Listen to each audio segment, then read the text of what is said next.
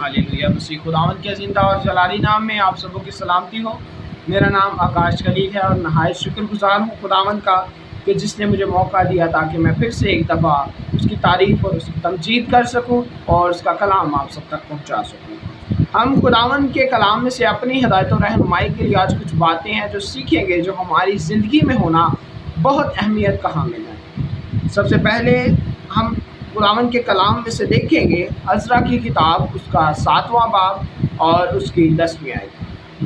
अज़रा की किताब उसका 7वां बाब और उसकी 10वीं आयत पुराने अहदनामा में से है और हम देखेंगे कि खुदावंद के बंदा ने इन 4 बातों का अपनी ज़िंदगी में किस तरह से इस्तेमाल किया और हमें किस तरह से उनको अपनी ज़िंदगी में लेना चाहिए। सबसे पहले है इसलिए कि अज़रा आमादा हो गया था कि खुदावंद की शरीयत का तालिब हो और उस पर अमल करे और इसराइल में आइन और अहकाम की तालीम दे। खुदावंद के कलाम के पढ़े और सुने जाने पर खुदावंद की बरकत हो। हम देखते हैं कि सबसे पहले अज़रा दिली तौर पर आमादा हुआ।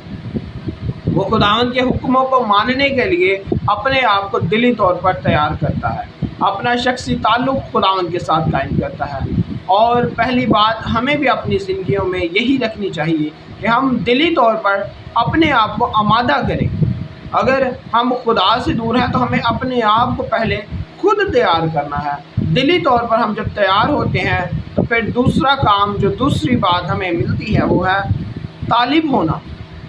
तालिब से मुराद तलब करने वाला, वो शख्स जिसमें किसी चीज़ की तलब हो। इसीलिए वो यहाँ पर कहता है कि खुदावंद की शरीयत का तालिब हो, यानी खुदावंद की शरीयत की तलब कर, खुदावंद की शरीयत को पाने की, खुदावंद के कलाम को सीखने की तुझ में जुस्तजू हो।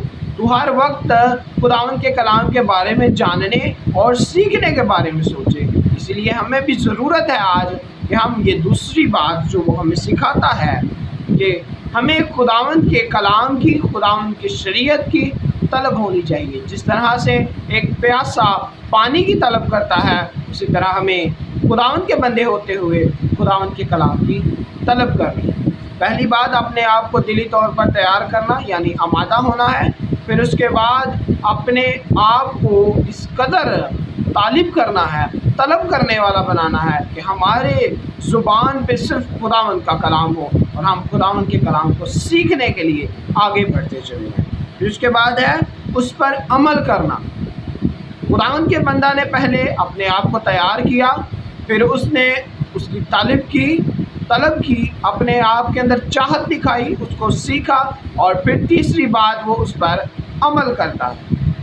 अब हमारी ज़िंदगी में अगर ये 2 चीज़ें मौजूद हैं कि हम दिली तौर पर तैयार हैं और अपने आप को तालिब भी समझते हैं कि हमें खुदावंद के कलाम को सीखने की तलब होनी चाहिए, फिर तीसरी बात हमारी ज़िंदगी में ये भी होनी चाहिए कि हम सब उसके हुक्मों पर अमल भी करें।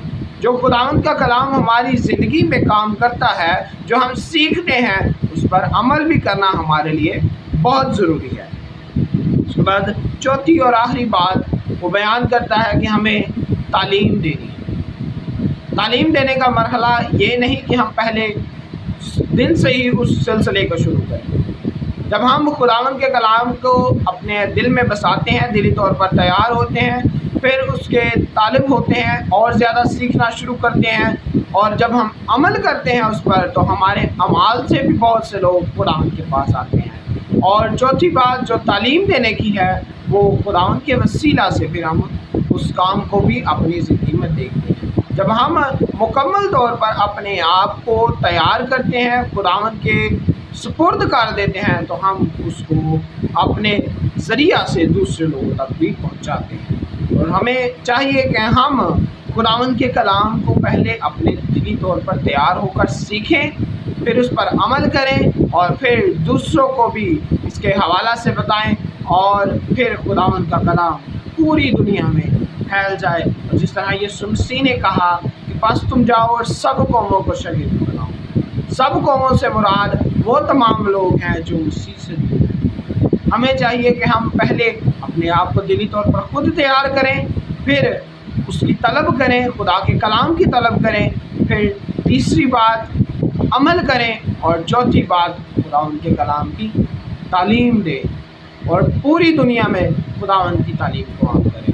خداوند آپ سب کے ساتھ ہے، آمین۔